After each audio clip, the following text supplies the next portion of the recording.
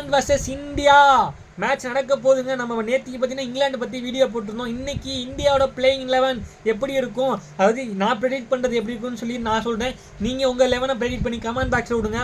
Number 1 ஜெய்ஸ்வாலும் KL ராகுலும் opening ஆனவங்க. Number 3 Sai Sudharsan. Number 4 Gill. Number 5 Karun Nair. Number 6 Pant. Number 7 Jadeja.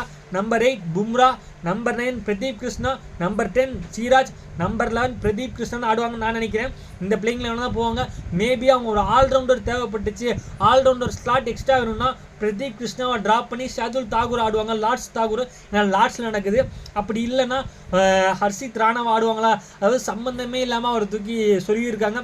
அதாவது ஒரு டெஸ்ட் ஸ்குவாடில் வந்து நல்லா போட்ட கலீல் அகமதோ, இந்த வார்ம் பிரச்சனை நல்லா போட்ட கலீல் அகமதியோ கம்போஜே இப்போ பிளேயிங் 11 அதாவது அந்த ஸ்குவாடில் எடுத்திருந்தா கூட பரவாயில்ல.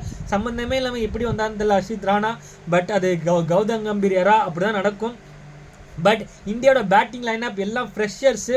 ஒரு கோலியோ ஒரு ரோஹித் சர்மாவோ ஒரு படம் கிடையாது. புஜாரா ரஹான்னு பார்ப்போம் என்ன நடக்குதுன்னு. இந்த வீடியோ பிடிச்சா லைக் பண்ணுங்க, பிளேயிங் 11 கமெண்ட் பண்ணுங்கள். Thank you guys.